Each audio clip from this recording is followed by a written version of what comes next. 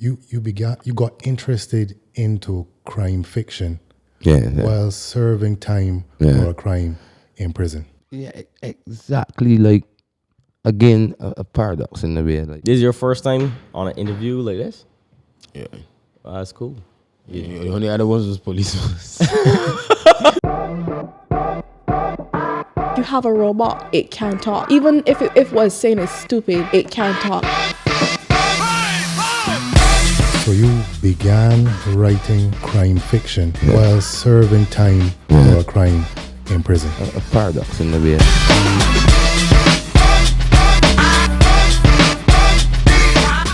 Welcome, Wilmont StCyr, to the SKillin Me Softly Podcast. Thanks for having me. It's really a pleasure to speak to you.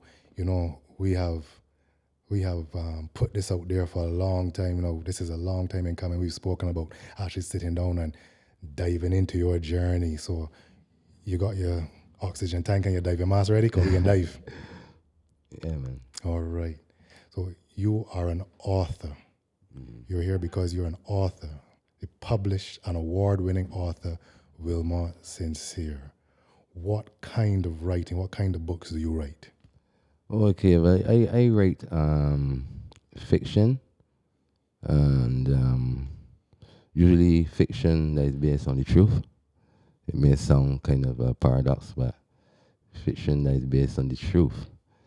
And I take these stories of Barbados, and mainly Barbados, and sometimes touch with a bit of international flavor because Barbados is connected to Europe and the USA and all the places we are connected to. So I write these books that anybody could relate to, and from the hierarchies of the society to the average man on the block or average girl that may not be able to, to elevate in certain ways or feel they're educated but would still love to read. And even young people too, I'm trying to get them into some more reading. Reading is so important. So the object of my books is to basically allow a person to read in an environment where they're actually living the story and actually seeing everyday occurrences and so on. We have the first piece that I tried out was autobiography in my life, and note that I had began that writing in prison while incarcerated. And I wrote this autobiography and was reading thousands of books in maximum security. I then decided to write fiction. I said, what about writing fiction? What about these stories that authors like James Patterson, Martina Cole, and Tom Clancy and so on, they have this area, this market of writing fiction, of what they would say, not only the pleasant stories of their country, but they would write some of the most gruesome crime thrillers and so on. And then a person would read it and see, well, I didn't know America was like this, or they know, you know what I'm saying? Yeah, All right, you're moving fast. You just dropped so much in there in those few seconds of speaking. So you write stories set in Barbados. All of your stories are set in Barbados? Majority. Why is that important to you? But that's important to me because I patriotic, man. I see my country as important to me. I was never one of these Barbadians that feel America more important than me. Or when a man get American come back, he's a rally back and all that. He's all this. I do not believe in that. I believe that Barbados is an important place. And then and after becoming a student of history now, I even see more how important Barbados is and was and still is. So I would search out for some stories I think will make somebody jump out the box, you know. So I decided to write fiction. The first story I thought about writing was the story based on the Canfield murders in Barbados. And what are the Canfield murders? What about it? What are they? Okay, the Canfield murders. The Canfield murders are the murders of females and whose bodies were discovered in the cane fields. And we had names like Gillian Bain and there was the first girl, Golda Dash. She was 16 years old when she was murdered. Gillian Bain was rather young, too, as well, about 17, 18 years old.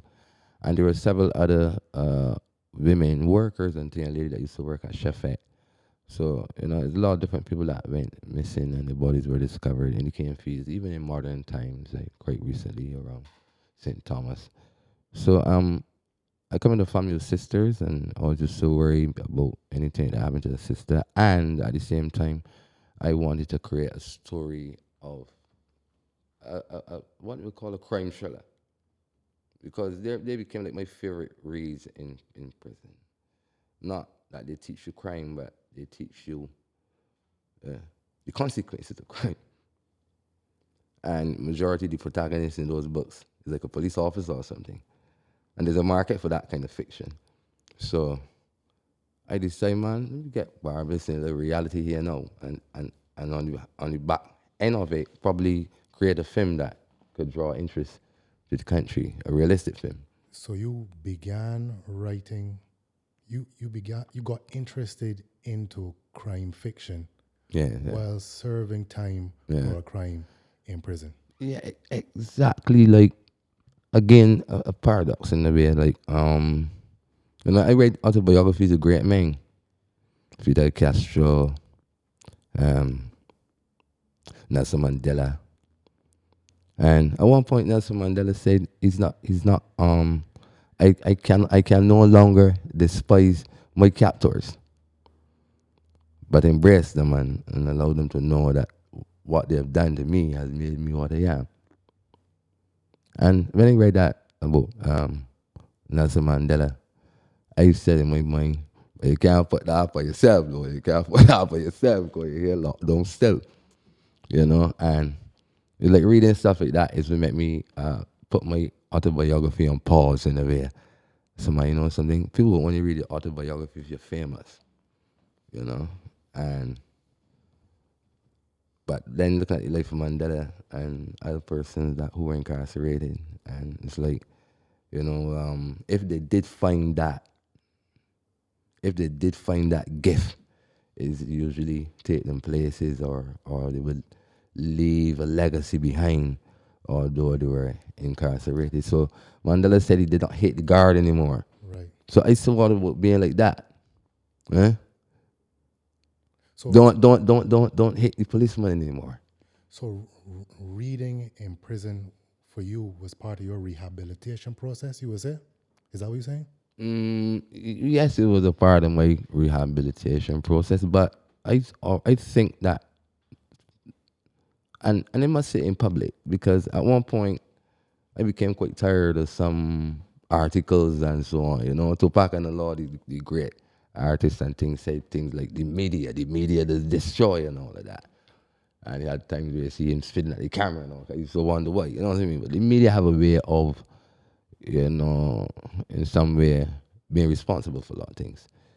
So almost nearly every interviews, somebody will ask me, so prisoner, are you this or prisoner or whatever?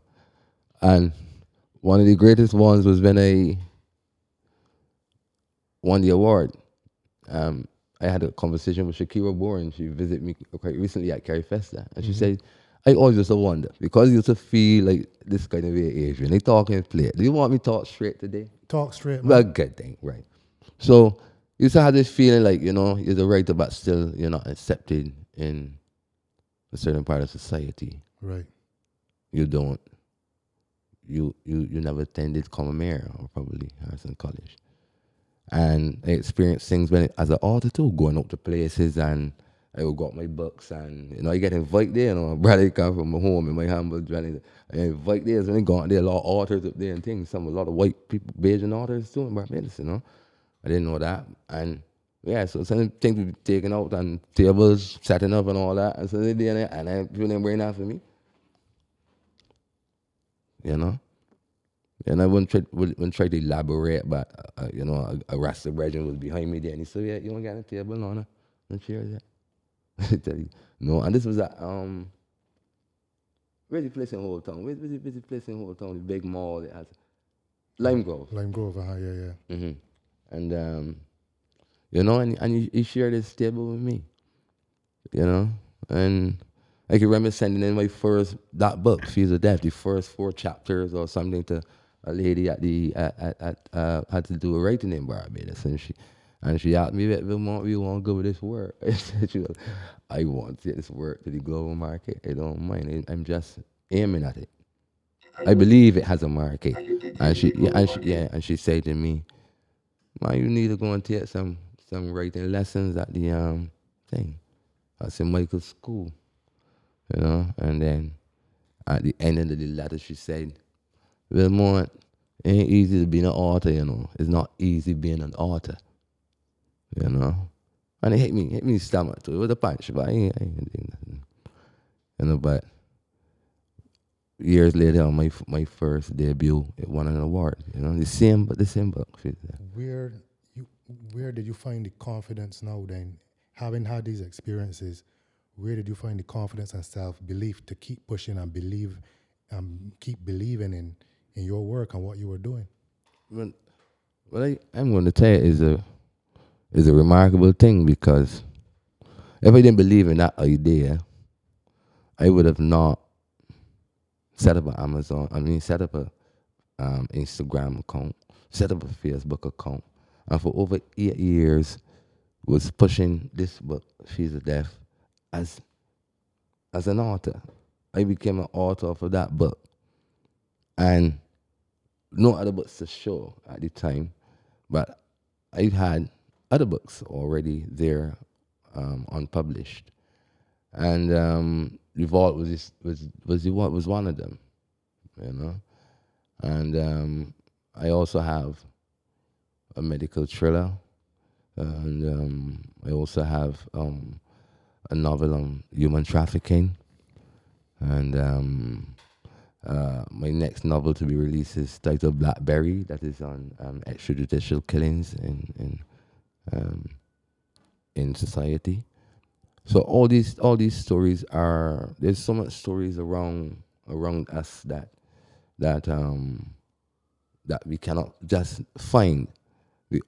For example, if you can tell me that we have seen a blockbuster film in Barbados that could match up to, let's say, a film from even Africa, then even you know what I mean. We are not doing nothing really as far as film is concerned, and from my point of view, I could be wrong, but and then we have the film festivals each year or whatever. It doesn't feel all inclusive. It's just something like writing in a way. So it doesn't feel all inclusive. It doesn't feel all inclusive. What do you mean by that?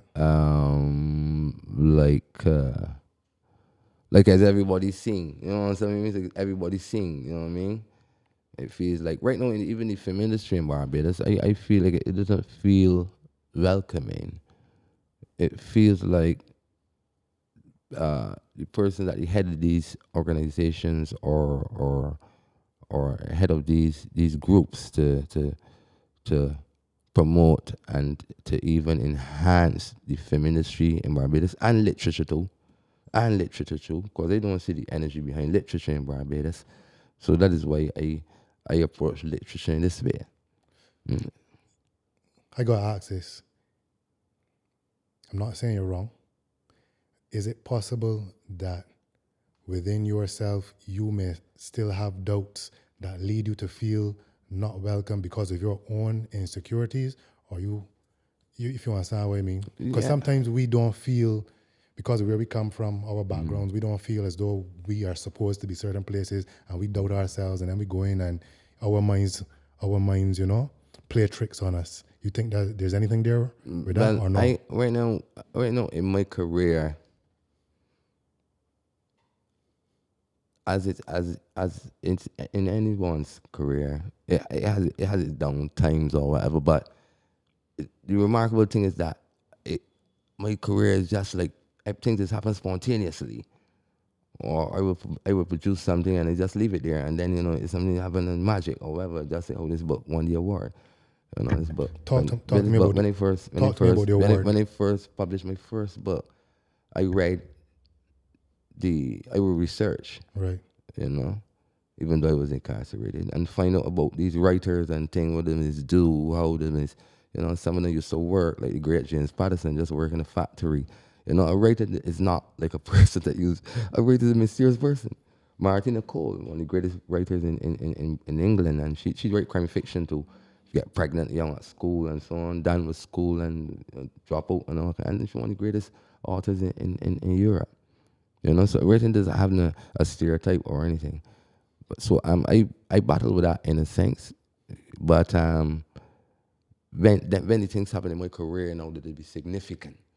You know what I mean? Significant. And I was right that I would not encounter another good crime fiction or thriller writer like myself in Barbados. So probably I have to bring one from Trinidad or something for me. But I felt bad about it. I ain't feel proud about it because there's no competition really. If you understand me. How do you stay motivated then? Right. So, and I know that I am battling against in an ocean of academics and a kind of academic writing. Barbados is a place that can't write no foolishness. You know what I'm saying? So when the book won the award, I said, whoa, I jump in my house. And the story before that is heart-wrenching. You know what I mean? Like it's stories you really want me to tell to these people. What do you mean? Right? So the story behind this book, right? The story behind this book is also in the Huffington Post in Canada. Right. And in fact, you will take notes after the interview as we look over it. But there's a gentleman named Ian Thornton. One of his books was nominated for the Man Booker Prize. Yeah, and he lives in Canada, but he's an Englishman, lives in Canada, Yorkshire, from Yorkshire in England, lives in Canada with wife and kids. And he wrote an article in the Huffington Post about me, and he titled it Redemption Song, you know. Why he wrote that was because in 2016, the book was published in 2015, different cover and everything. Certain circumstances happened around it. True that I didn't want to feel manipulated. I was like one of the artists in America that you got your music, but you don't want to feel that. But you still get all the money for it. So you're struggling in the waters, and you don't even know the real words to put over to describe your situation that you're in. Yeah. So I used to tell my family and things, somebody don't feel good. You're the writer, yeah, but you know, you get a lot of disrespect and these things that I'm going through. So I don't want it going this far. No, you know, people still turn around controlling my book too. So you didn't feel as though you were in control of you were in control of the business. I wasn't in control of the business aspect. And it caused a disagreement. But anyway, a lovely family of mine, relative of mine, stepped up and, you know, cleared some of the debt and so on for the editing and the cover and all that. But still, you know, it was still the disagreement still went on because I was dealing with my rights. And we separated, you know, on the issues about it. And I had to get about getting this book republished because the person did take down the book from Amazon and everything as probably vengeance or something. And so I mean that destroyed my career. So the book was up there, and you know, I told my brother about it. The book, oh no, and he said going with Amazon, no for it. It had already won the award at this point? No. Okay. No. Or no. Right? It didn't win the award yet. And when the lady said, right now, I've severed myself from this and the next and so on, and the book was taken out off of Amazon. So I was not aware, but my brother had already bought a copy in England with the first cover, and woke me up the next morning to remind us, and this book is so hard. I think that really made me see my cheat at the rate of real now. My brother, you know what I mean? Academic, Royal College of Arts in London. He's also my technical director in my business, and he's also photographer, filmmaker, and he studies graphics as well. So all of the book covers he does those for me, And we got together like twin boys and thing. He went very academic. So It's your brother you're talking about. Yeah, he started here, be having bar and all that. You know what I'm saying? And thing. And we meet back again in life. Like this is where Adrian is so touching. Well, this is your You know blood what I'm brother. Your blood brother you talking My about. blood brother you talking Y'all about. didn't Yeah. grow up together. A year and a half older than me. Really? He grew up small. He grew up on the student's loan. He was always bright. I mean, I was like from a primary school. I get me ask Scott and thing and say, you hard ears and thing. You bright. A teacher tell me so from Wesley Hall. And I went back to look for him and I was saying, yeah, forgot to put it out on the radio view brass tacks or send it see if you find this gentleman name Mr. Goodrich. You know what I mean? To go out and tell you thanks. You know what I mean? Because like, I didn't know it was bright. You know what I mean? It just did stray and some of it's happened to any young people. You know what I mean? And that was it. But so you had potential from early. From early, and I didn't really know it. So when the book was taken off of Amazon, me and my brother had the task now of getting this book republished. And let me go from here. So I tell him, it's me and dealing with the cover and that and so. And he agreed with me. And he produced that cover. He tell him I wanted doing a kind of 3D kind of image with a gentleman really walking through the cane fields and Barbados or something. You know what the concept of the story was. Mm-hmm. So then the night time, when he called him and we speaking, he called me about midnight now and tell me, man, listen, I done the cover, man. Look at it. I see I have fire upon it. So I tell my brother, yeah, man, the book can go on the fire. The book can go on the fire, so but you decided to put fire on it. You know, he keeps walking through fire. And I tell you, man, ain't going to fire. He said, man, the book so hot that I had to put fire.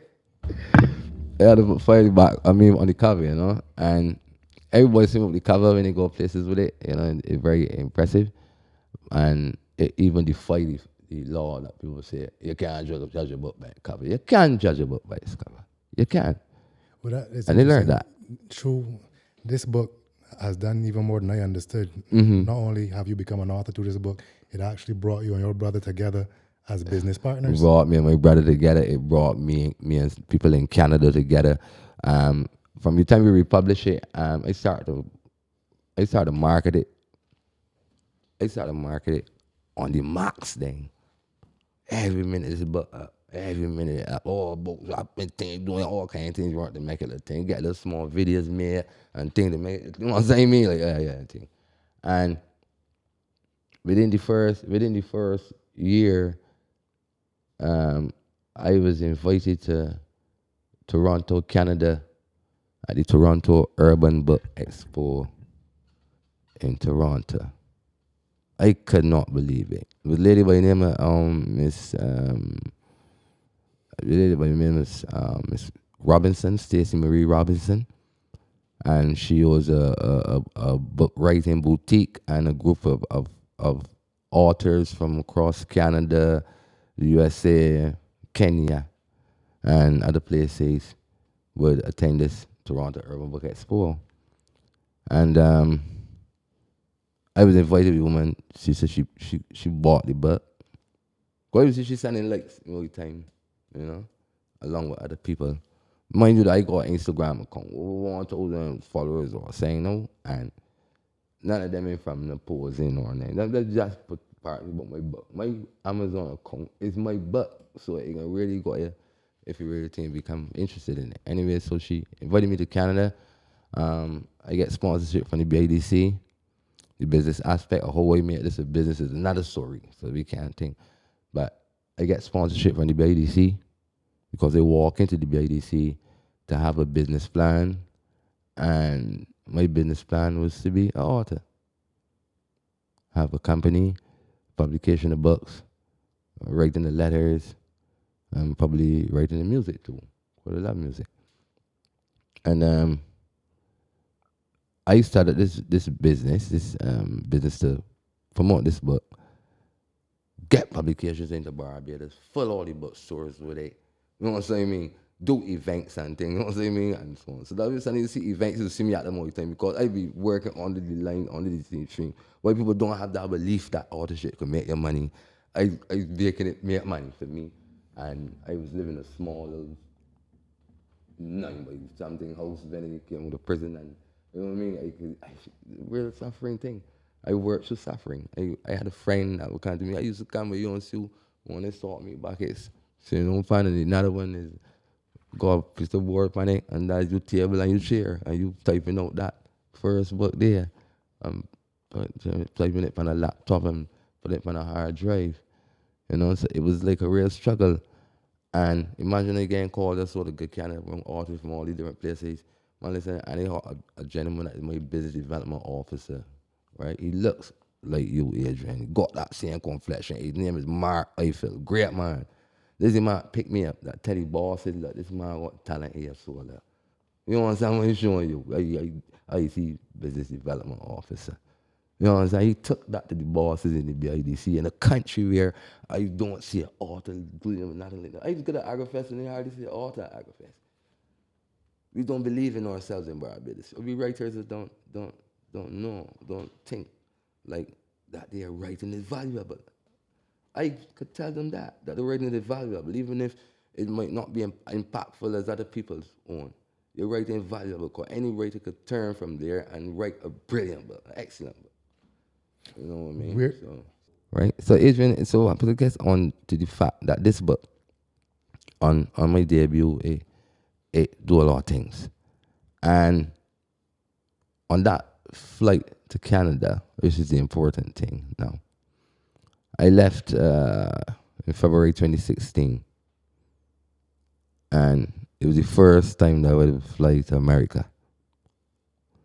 And 2016, so I came out of prison in 2012. And 5 years is what I used to give my time to get a book published. When you came out of prison, you had a 5-year plan to publish a book. You understand? Going, my name is Sergeant.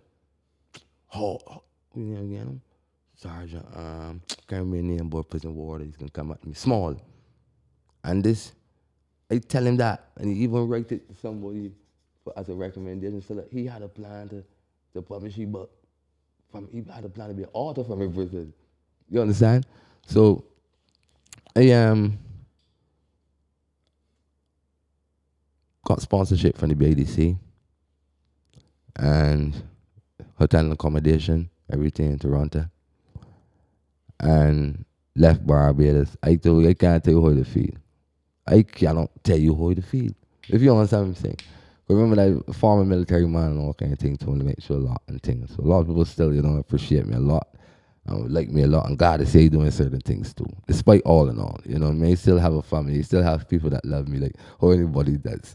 And that's really different than everybody equal to. You know what I mean? You're friends with me. Everybody got somebody. I want somewhat love them. Right. So many people here was going to Canada was a big one. People was rooting for Wilmont. Even the road boys and things, all the fellas and things, block men, everything. You understand what I'm saying? And I flew that night. I had 50 copies of the novel in my luggage. And landed the thing, playing even do a little rafting before it landed. Twice a bit. When they didn't even want me to get there though. And I land and we had to go to immigration. But the gentleman, Mark Eiffel, he was calling me on the phone all the way. So the car even break down coming up there by the highway and Haggett Hall. And we had to change cars. You know what I'm saying? I mean, get to the airport and get to Canada. So you show calling me on the part you is now. You say, boy, check out place now. So we're good. Call me when you get in Canada. Anyway, in Canada, brother. We went to immigration. I had choices, but not really choices, but I was seeing white man. These guys dressing like task force clothing, and they're kind of strict, you can see it. Anyway, pass, you want to get and thing, and they gone another place. The voices all that. I go into a room, know several other people in there, Chinese, this, that, black people thing, Indians, everything inside of there. And I met this immigration officer. Unfortunately, she was a black woman. And not black, but highly brown skin in a way. And I put the papers before her. She went to the computer and so on and think, oh, you think, well, you coming to Canada? I said, well, I come to Canada to attend the Toronto Urban Book Expo, a yearly event. I'm from Barbados, I'm a writer and thing. Ranches some more computer. You ever going in trouble in any other country? I said, no, I ain't getting in trouble. She said, you ever get in trouble in your country? in Barbados. I said, yes, again, traveling in Barbados. It's on my Amazon account and my bio and so on. And, you know, since then I've become a writer. I'm here to attend Toronto Urban. But I still stay composed still. And here's my papers here from the BIDC or whatever. I'm supposed to be met here by somebody. I know to turn it. Yeah. Whatever. Anyway, but so she listens to my, I ain't letting you into Canada. I'm not letting you into Canada. So I had to return to Barbados for my next flight. You didn't make the festival? You understand what I'm telling you? So I don't know this story because why I told you about Ian Thornton because Ian Thornton knows this story. And Ian Thornton came and interviewed me here in Barbados by the old city bar out with the Parliament building in town. And I do not want my career to continue to have these extreme interesting points in it, whilst other men on the streets watching it too, watching the things that are going on, like watching, like, I mean, they're not opportunity for you. I mean, what kind of society we live in? I mean, like, you know what I'm saying? So we have so much young men right now going in prison, got 5 gun charges, 3 murders, this next thing and all kind of thing, right? So you're saying to us or to others that there's no opportunities anymore for your life, even if you have paid for your wrongs or whatever. That we, as a society, will never forgive you. You don't care what you do. You don't say we don't care what great, but you're right, you don't care. Right. So I was sent back on this flight the next day to Barbados. What you do, we can warm in bars and things, stand inside a little bit, call you down and your feet down. You know what I'm saying, me? Because everybody know Wilmont in Everybody Canada. know, but listen, the thing that was hurting me is that the writing community don't know. The writing community don't know. So here's your man here know. Here's your man here know that. We know we come from all of a sudden he going to Canada here the other day. So I was scary all the time from every St. Stool all the way going through this thing, you know, brother. As it was showing you about Lime Grove and thing, you know, it was a scary thing for me. So if it was all of that, you say it was a scary thing for me. I was wondering what they gonna do next. Well, the boy got chug gun in my yard or saying or do something. If you want to say me, they want me bad, no one want to see the, you know, he's like trying to elevate himself. Don't look at it as like, let it be an example for people that have been in trouble already or incarcerated or whatever. You know what I'm saying? But anyway, 6 months passed or so, and I was home a day in my little small house. You know, it's not so small, no, a little better. True the same, but I made it a business. And they get a phone call, so like, you need Wilmont. Hello, morning, you Wilmont StCyr? I said, yes, Wilmont StCyr. It was a female voice too. So I calling to tell you that your book has won an award at NIFCA, National Independent Festival of Creative Arts, Wilmont. That's a cheese, don't like jump up so like, my whole soul. Yeah? And I think that, because sometimes, you know, you got a teacher, and teacher thought you so dry, you depressed down more, you know? If you thought you so dry, baby, man, you go home, do that dry thing with yourself or something. The teacher that you're depending upon in evil tell you nothing good. You know, so it was like, you know, that was like a golden opportunity for me. And when I heard about one award, listen, from there now, I start back fresh. I market this book like a madman. That gave you a fresh inspiration. Man. Then like, my spirit can't tell me, listen, you think that you done? You got a weird journey to go here with this thing. You know what I'm showing you? And the thing is about it is that I had no academic background, really, from school, went to Leonard, Bessie Hall, and then after the master was brilliant from a young man, going to be an air farm, and I dropped back now, going to bees, you know what I mean? And so he passed with St. Leonard's, and St. Leonard's didn't really had much programs or anything to, you know, in that sense that would make you more academically. And then I had this Samuel Jackman Prescott Polytechnic right there, so I did school too. It was there, so if you don't go to high schools, you know where you're going. You're going here and do some cut some pipe or saying be a tradesman or something, which is pretty all right, but it still had a kind of psychological impact on certain people. And as it was growing up, I was just questioning things, you know, question a lot of things in life and things too, you know. And so you said me, well, I would ever be an academic or I would ever go a white collar job. You know what I mean? You think so? It's just so yes, you know what I mean? But You know, you go to things. You. That's a conversation you used to have with yourself With as my a young man. myself, yeah. So Asking yourself if that was in your cards. Yeah. So when I made my breakthrough, this thing remarkable, Tony, you know, brother. I didn't even feel like on an interview here now. I just feel like Tony, you here, and I feel like releasing myself here now to you at home. You know what I'm What I'm saying is that within itself, then, is the thing that I find out within myself. So listen, if you get the stage in life that you can speak to an academic, you can convince them, you could talk to a minister, you could talk to a doctor, that is when you'll be rehabilitated. So Hold up. I don't rush past that, right? Because you came out of prison. In 5 years' time, you had a book published. Yeah. The book won awards. Yeah. But you are saying to me that you feel as though when you feel the confidence within yourself to speak to anybody, academics, politicians, business people, whoever, that is when you felt rehabilitated? That is when it felt rehabilitated, because my writing have bring great people into my life. You know what I'm telling you, my brother? Unbelievably, this has done great things for me. Right? I have points in my life where I know the equipment can deal with the work that I got. I have so much writing, my brother. I have so much work. I have so much work at home. I recently entered the Frank Collymore Endowment Award with one of my latest novels. Is titled The Curse. It is a story based on a Barbadian journalist who a journalist as a Bajan, and he's gone on a mission to investigate the Ebola virus in Sierra Leone. And Sierra Leone, that part of Africa, it was a part of Africa that had Bajans settled there shortly after slavery. And I wanted to write on that place for a long time. And it's a part of a trilogy that I'm writing about the epidemic of Ebola in West Africa. So I went into the first book, and I think I will be publishing that in the new year, along with my other novel, Blackberry, which is going to have the protagonist character in Fees of Death in the first book. Right? So a lot of your books require some serious research. And I just learned that you are currently at the University of West Indies doing a degree in history. Mm-hmm. How did that come about?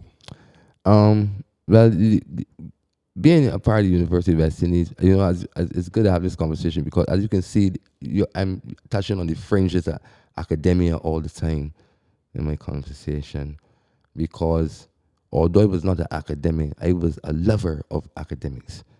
And used to be proud of seeing people getting to so. And my brother then was one of the same people. So it always used to be like a area in my life that I needed to have filled, you know what I mean? It was like an empty part of my mind, you know, when I think that I used to follow so much things, movies, this, that, the news, world affairs, everything from a young man. So that all enhanced it even more when I started to read then. So it became then like a compact person, but that's ain't got no way to release all of that energy and information that you had. So then I would always see writing as something that wants you to get this conquer now. You could conquer the world too. People used to say the pen is more powerful than the gun, you know, ideas and things. If you die Castro said an idea is more powerful than a weapon, don't care how sophisticated it is. And he set up in the daily revolution. So I would say my wants I could conquer the art of fiction writing, I'd be able, because within my books it's proper English. Even although I have no CXCs in English, no CXCs in nothing. I have no background of CAPE subjects or anything like that. I just came to cylinders, drop out at full form, and that was it.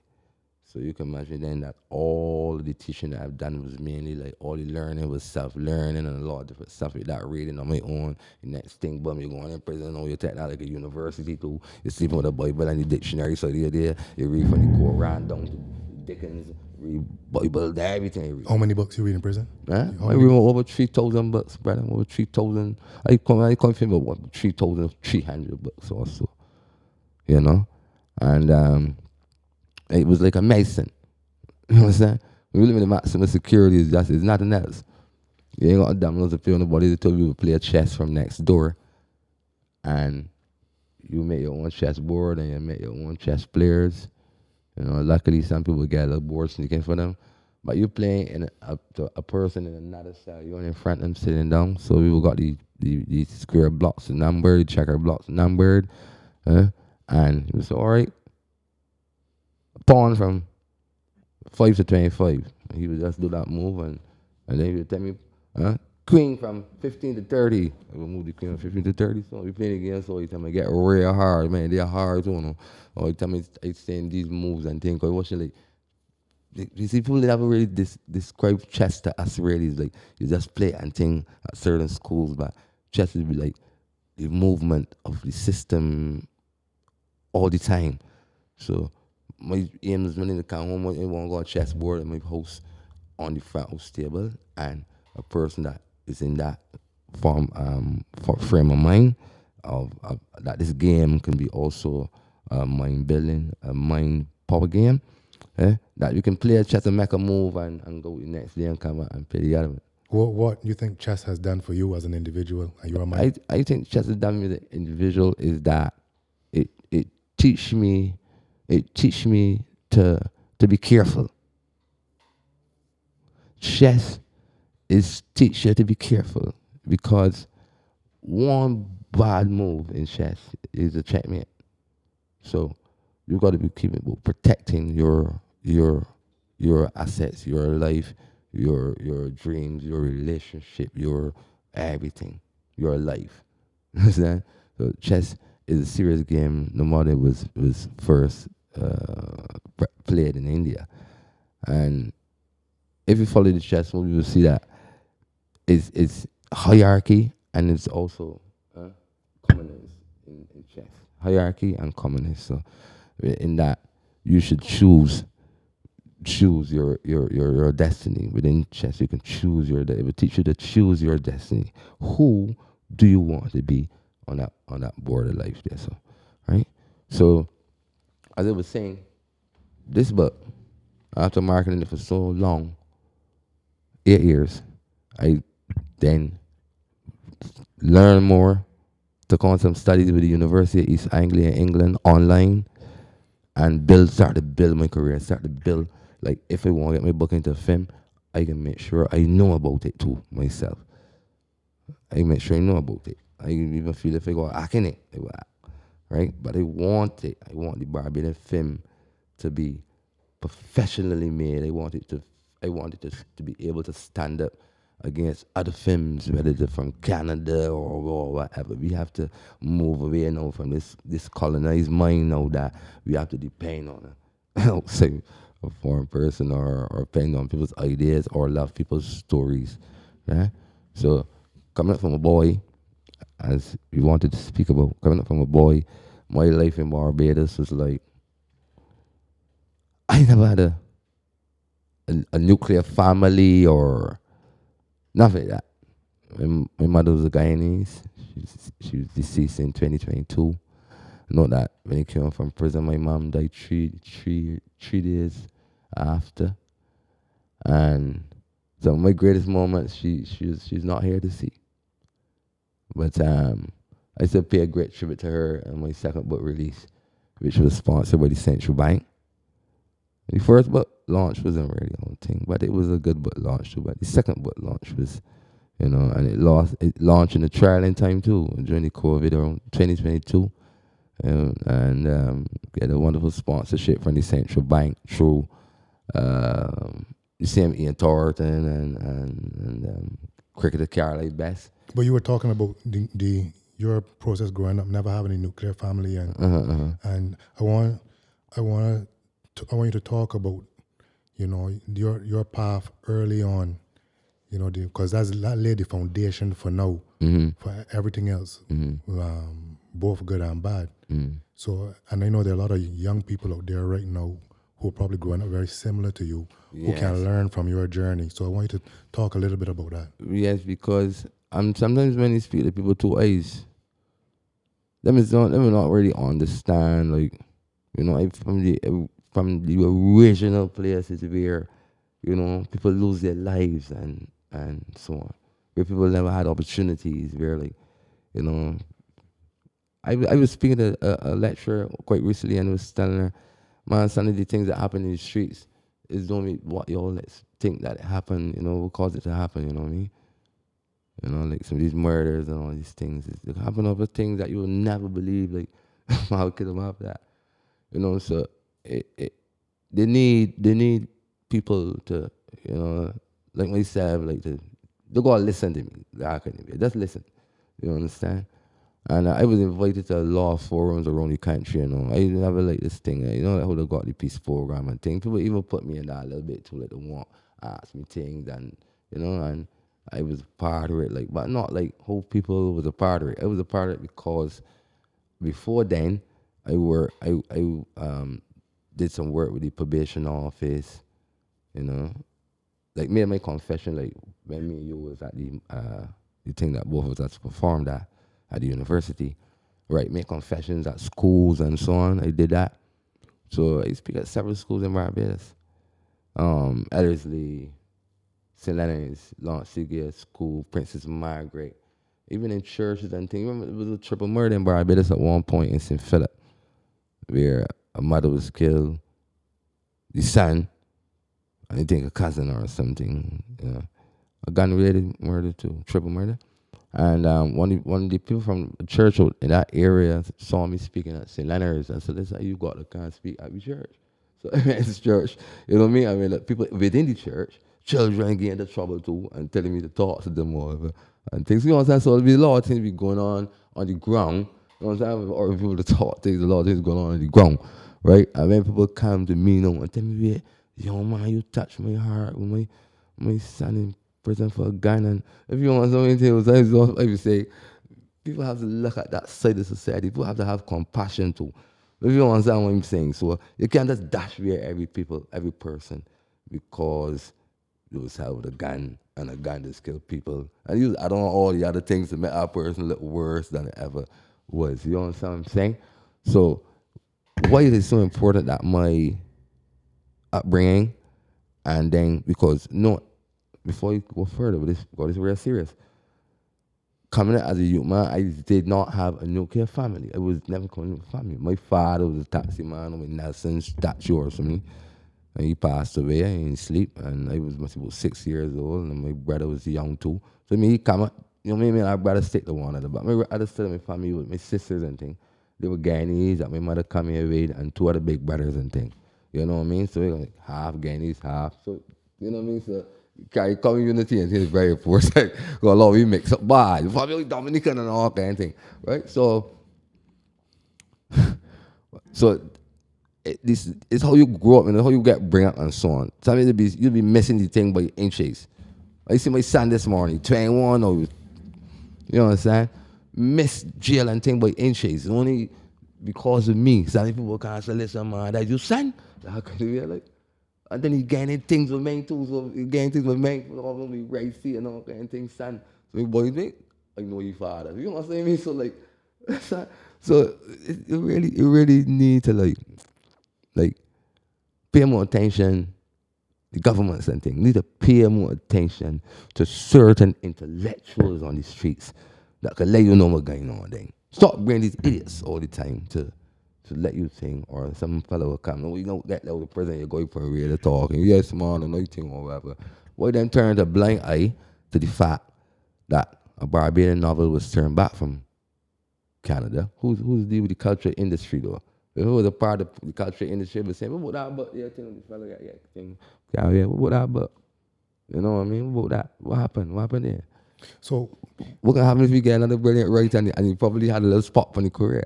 So what here now coming out as a theme of resilience, because there are a number of points in the story that you're telling where you could have given up, or maybe where you actually did give up but then came back. Yeah, something happened. What is it you think that has kept you? I mean, it kept you in prison building yourself. You come out of prison and it kept you focused on building your book.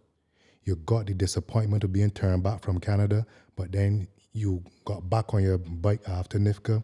What is it about your mindset would you say that has kept you going when so many other people have turned back?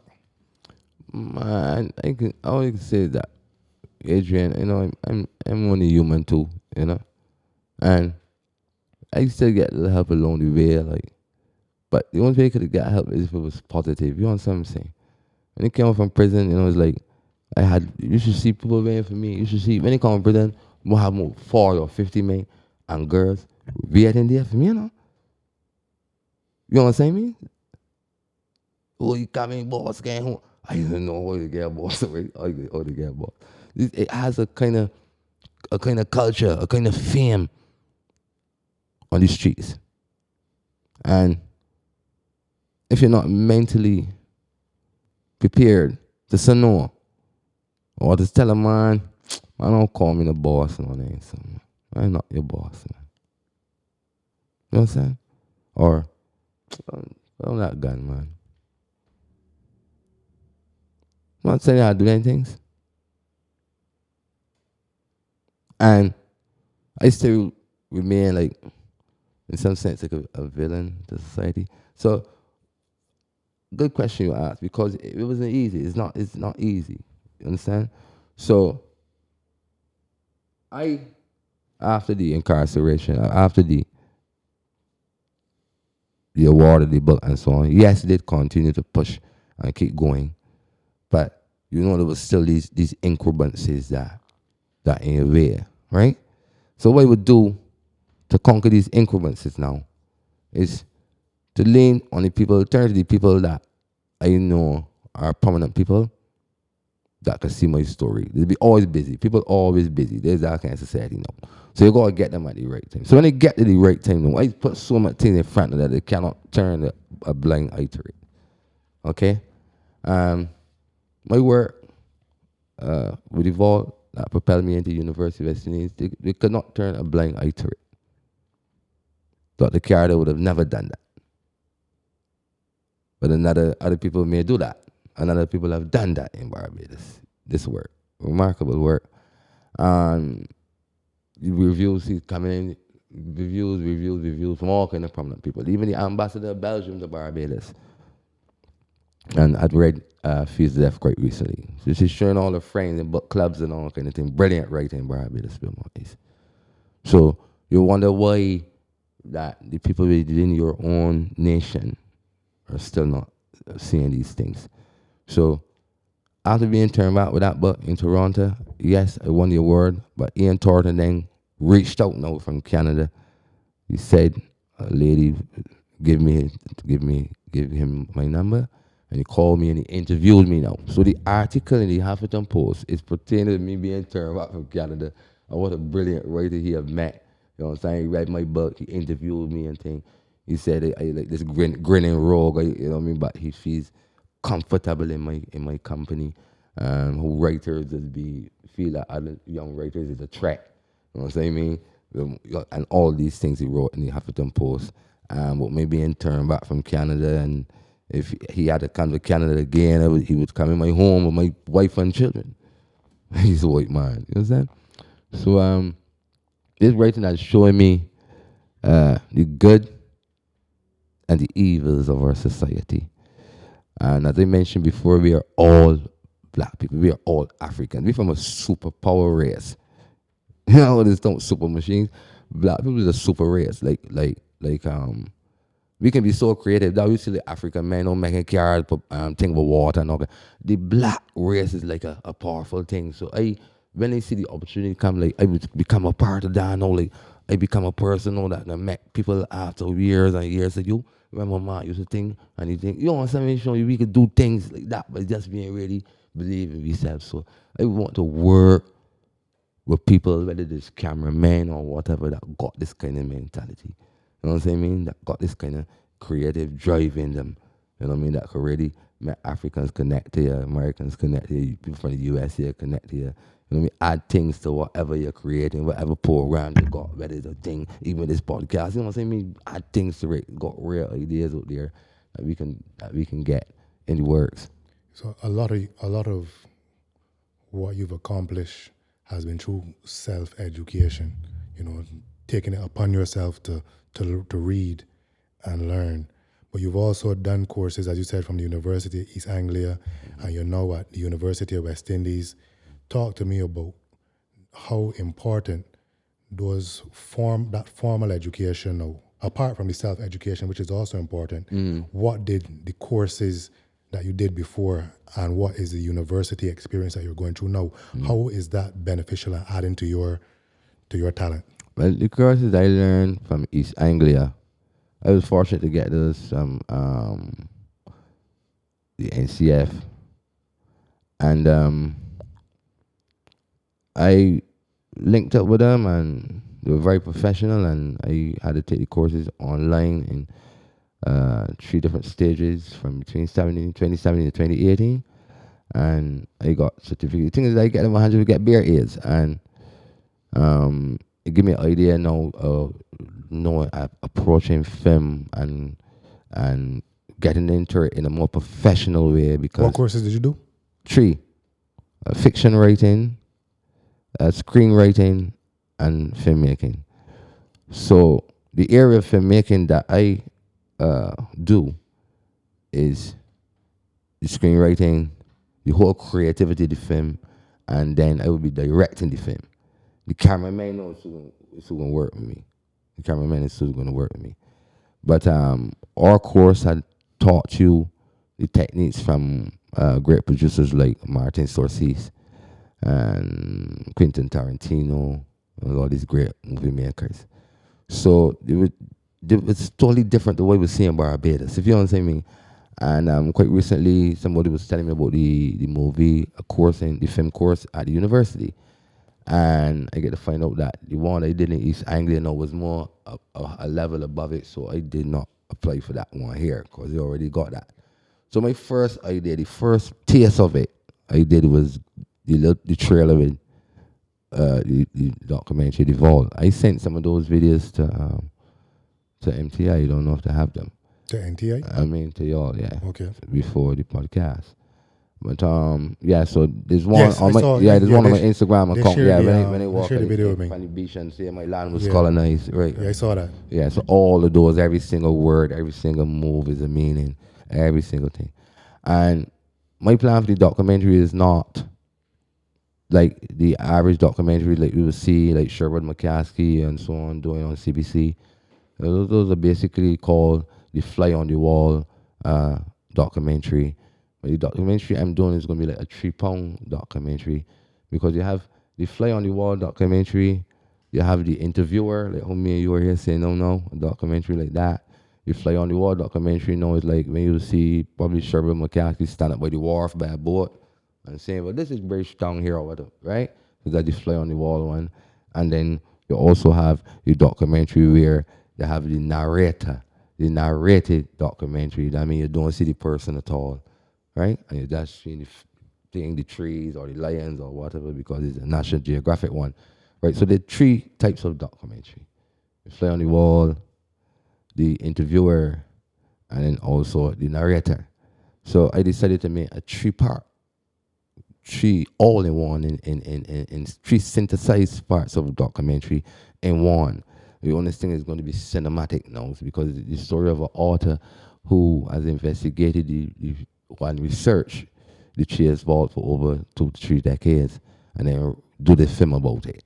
So the information that I have about the Chase Vault and that I researched and found is what impressed me and excites me. Bajans got to know that this part of Barbados is so important. So important that we just left it there. So like, it's like total ignorance. So I said, will not believe a person like me will make it. They'll probably look for Professor Henry Fraser or somebody to make that. But I think I'm going to better anything that they can do. And the UE experience, becoming a historian, getting a degree in history. The UE experience is there, but I think Because you weren't doing the CXCs, you're doing the Cape. no, it's amazing. Even people like I get stopped in the UE already. People stop me so like, so you studying here? I could be like, yeah. All that come about is because I didn't get in here just like that, and I must study podcast program despite all the things that I've been through, despite all of my successes as a writer and thing, despite I'm in the University of West Indies. Here recently, I was chosen, because some people didn't even know these things, to go on a trip to a place called Shelter Island in New York. Shelter Island is a place that consists of a home called Sylvester Manor. And it was bought by man Sylvester and his family or whatever. But this was basically one of the colonized parts of America that used to send food stuff and so on down to Barbados at 2 plantations in Barbados, Constant and Carmichael, right? And so there would be this exchange between Sylvester Manor and plantations down here. So we would send out rum and molasses up there and so on, and they would send down food stuff and cast to make barrel to make the barrels for rum and all that stuff, right? So Dr. Carter, here you got to go to that. I had to go through like getting my passport and thing and so on, a visa too. And not only that, the people in the library said we can deal with that too. We got you back with that. So I gone on the immigration to get my passport. That's simple passport, you know. The first thing the date, right? The first thing the date is tell me, go down to the registrar town there, and then come back to us. The registrar in town, when a person goes for a passport and gets sent to the registrar in town, they call it scrubbing. So for instance, if you go for your passport tomorrow, immigration officer will see you, all the tattoos not done, Adrian Green, okay, good. Go. Passport. You see me? I want me know. What you get for passport? You see me? Immigration officer got me. But don't be Supreme Court on there. So when you go there, they're sending you for the record of your convictions and also if you want any further thing with the police. So I'm still enduring that kind of thing. Oh no. My spirit might not drop. I'm still enduring that kind of stuff. You understand what I'm saying? So I gotta be doing these excellent things, that's all you could call them sometimes in the way. To jerk the waters or whatever, but at the same time there's this sturdiness within the system. You know what I mean? And for a long time now, you know what I mean? Even although I've passed the 10-year mark for being at court. You know, I didn't see a court for so long. Right? But they're still saying, man, he's a guy, man. Would you say you're a totally different person? Well, my words might not even have a power in that situation. But it's my actions. My actions is the thing. So, and some of them still telling me after now, come and speak. You know, come and speak. Come and speak for a judge to clear my conviction though. I still go and beg now. I still go like they on the trial now. Right. To get my conviction squashed. They be in trial over and over and over. What about talking about it in like interviews like this? Because I know people go, I used to be fascinated by your story. People go be fascinated. You just get tired talking about it? Yes, I too. At one point in my career, I was tired of it. Mm-hmm. So I just keep marketing my work all the time. These people should be ashamed of themselves. Right. You know what I mean? Even at the university, I'm a very straightforward person. Even in my courses, in my things, I'm not a yes man. I'm a critical thinker. So I will still ask you a question. I won't do it aggressive no one so. But I will ask you a question. You know what I mean? And some people turn away from questions. People don't want to deal with the truth. People don't want to take a stance. I experienced some things where, like, you know, some of the same people that turn around and see the hammer fall upon them already, when them as politicians. Even that same trip to Canada, you know what I mean? One point they asked the politician, man, what happened? You know, thing that it should happen. He's a big man at the BIDC too. It's ministry that actually dealing with the BIDC. You know, we get response. Like, you want me call the people in Canada a little OP thing for you? You can't do that. No, I can't crow. People just create a crow to you. So I go and force people about nothing. I always do just do my work, you know, and create areas that can make it profitable for me. Yeah. So I'm looking to produce films that can make it profitable for me. I'm looking to produce books that can make it profitable for me. It's not a game. My work is not for style. My work is not for to show, to reaffirm myself or anything like that. You know what I mean? It's not to show off or it's not to thing. It is work that I know will be here even when I'm gone. And young people must read it, and women must read it, and people overall must read it, because it's my work is pure education. You know, it's for example, I read novels already that it doesn't have that kind of education. I needed to read novels with that kind of education, so I make the ones that have that kind of education. So, so it's more than just business for you. Yeah. It is more than just art. It's almost like a duty or responsibility. Can I put it like that or not? Yes, you can put it. You can put it like that. It's like a mission. I feel like I'm on a mission, and so even if I don't get, for instance, we say I can bring this book here, and then I can bring the next one. You know, sometimes it works out in its own way without even having anything to do with it. You know, and I think that we need a lot of change. We need a lot of change, like in the minds of artists and things. We all kind of get some more. I know the feel of togetherness with at Carry Festival like never before. People from Africa, all kind of places, kind of taught me and things. People can't interview me. Like, I didn't believe they interview me. Like Julian Rogers, if you know what I'm saying, me like people started saying I become a household name now. You know, in Barbados with my books and things, the more people that I see bought my books, especially women. You know what I mean? Like that wish so much good for you. You know what I mean? And we artists gotta be that. We artists gotta be like that. We gotta wish good for one another thing. You know what I mean? So then you see me do a little snippet with John Paul, the JP, despite the study my film from online from England. I didn't feel like JP's a my local, I didn't want to deal with. You know exactly. I kind of deal with the film, any filmmaker or any cameraman, right? Or any cameraman. I approach them totally professional, inspiring them with the work, and I really want to see something real good about them, skillful about them. And they could put the camera to work. How soon can we see the documentary come out? The documentary we can count the coming year here in 2016. 2026. I'm now in the process of approaching the NCF. In fact, I approached them, they responded. So just waiting to get certain things finalized. We NCF, I think they should be coming forward and give us some sponsorship. How do you make money as a writer in Barbados? How do you go about making it into a business? Okay, we went about making it into a business because I had found the let's say the best process in getting a book published and printed. Published and printed. If you observe that my novels, there are quality made novels. They look just like how a James Patterson book will look. That is the approach I wanted to take. The important thing is your impression that you make at first. So the impression is what I looked at, how the book gonna look, how a person would think buying it, what they would think of buying it, and its contents too. Because for a person to they will let them make money out of all the shit, but your books have to be something that people will read and that people will like. Understand, Adrian? So then Amazon provides that area of self-publishing, and where then you don't have to be at expense that much to get your books printed, right?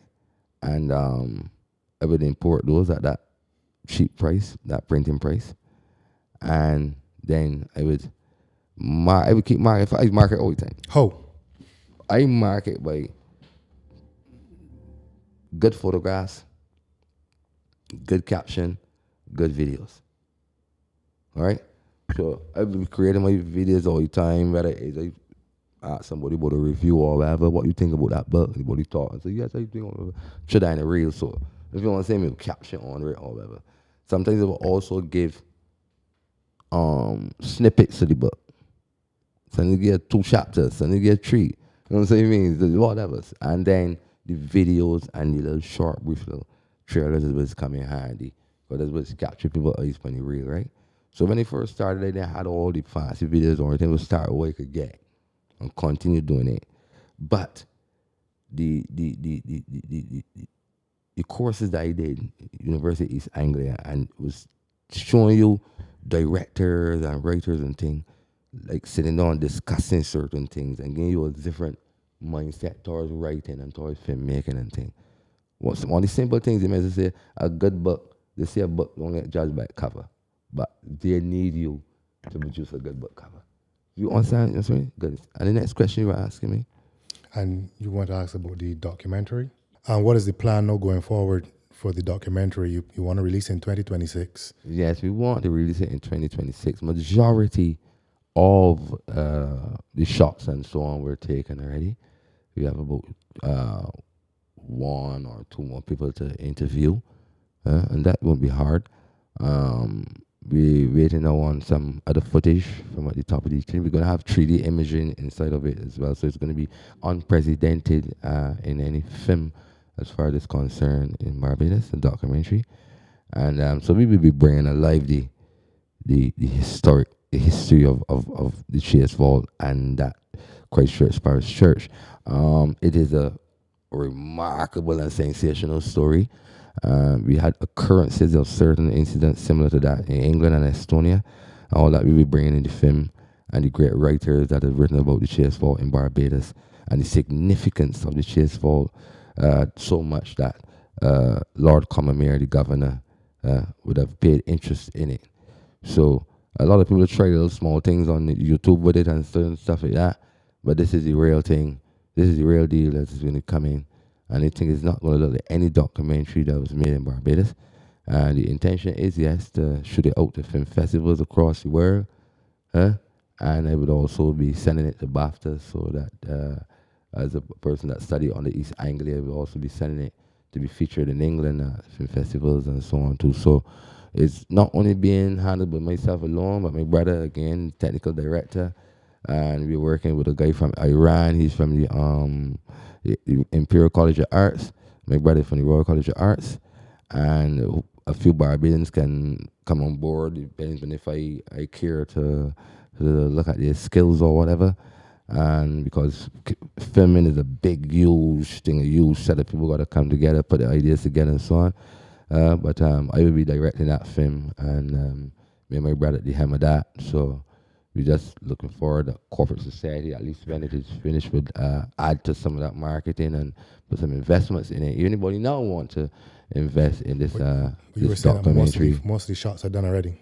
Yes, it actually close. Okay, let me give you an average. For instance, we roughly got 90% of the shots that we want to that documentary, right? So all we need now is that sponsorship to uplift it and to get it marketed properly across the world on the eve of its release, at least time before it release. And so we're working on it now, and all we're doing is just for the days to come, and let me see how the NCF and all these sponsors are going to come on board with this final part now. And then the last thing, Not that I was working on this documentary for 4 years. right.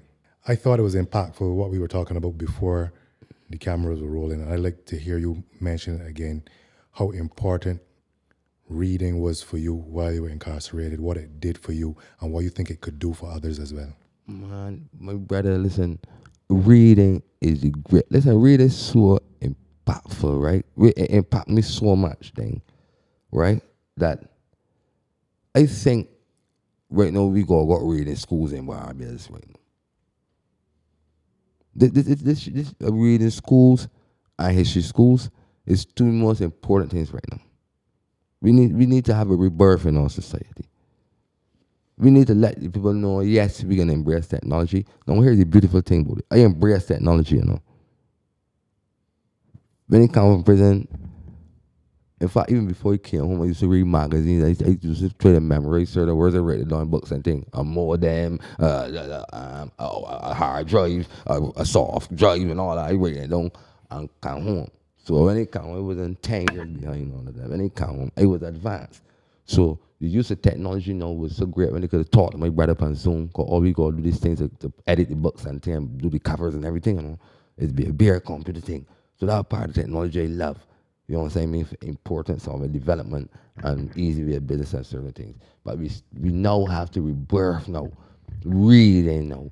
You know what I'm saying? I mean, and we cannot allow like AI to totally have control of things, right? Because after a while, then we can go up there like imitators and people gonna take people copyright because AI like something that's stealing all the people copyrights for you to use. You know what I'm saying? So when you then we can produce writers now, like AI writers and all, okay, like Alexis and all, okay. You know what I'm saying? We don't want that. We want to have special people in our societies. You know what I'm saying? People that we draw the talent from the heart of the streets. You know what I'm saying? 1 years ago, you think thing and then we developed a lot too. The Rasta guy that do culture and thing, Farrell and all that stuff. That means people come from ghetto places. You know what I'm saying? And still educate themselves like in poetry and all that there. So check your great way so far. You know what I'm saying? It meant that like I used to look at him. I tell him so the other day, man. I used to look at the other young man. Or they live in Bank Hall too. He used to walk past me all the time. So God, I have a nose, but he see he culture too hard in me. To me, some man want enter Nifkan. You know what I'm saying? Because you know he has a man in Nifkan and so on. But what I'm saying is that reading, and I will finish it off with this, that reading is so important, right? That we're going to lose our children if we don't got reading schools and bring back reading into society. Get books, whether it's children books or thing books, all of that, and give to these children. You know what I'm saying? Remove some phones sometimes and read, because when I read, I never know that I could take the English. Imagine at university now, doing English subjects, doing everything. Because to get your degree, you got to do a variety of subjects. And imagine I there now, and I be seeing things that I do in English, like techniques that you use and things. I said, where you getting from? People teaching this in the curriculum. I didn't know it, but from reading and things, when I started to write, I started to get the grammar right and everything, and don't talk words, you know. So I finished off by saying, imagine that I ain't a scholar, or wasn't a scholar at the time when they win that award, but a lady judged my book, and she come and look for me at Carrie Festa. A lady by the name of Miss Venables, a white lady. I didn't know white ladies who. She told me, well, you like say a white lady of that. So that Miss Venables said, I ain't racist, but she's who judged my book for NIFCA. Very wealthy person too. And I think that deal with horses or something like that. And she said, Wilmont, you sent me to the dictionary early. I didn't know he was a good writer from there. She said some word and if she feels the deaf met she, ran to she dictionary over. So I usually do that in my books. Like I will use certain sophisticated words, not all the time, but people want to be who you know that word. The great Trevor Marshall, may he rest in peace. I take the opportunity to say, may he rest in peace on this podcast, the great Trevor Marshall, because he spoke on that book at the book launch at the Central Bank, and we passed away recently. So we should be now producing a new form of historian in Barbados, in myself, and I'll be pushing all those stories out there for all the young people to know the value of us. We shouldn't be killing one of these streets or anything like that. We're more valuable than that, right? So thanks for having me. Pleasure having you on the SKillin Me Softly podcast. Yeah.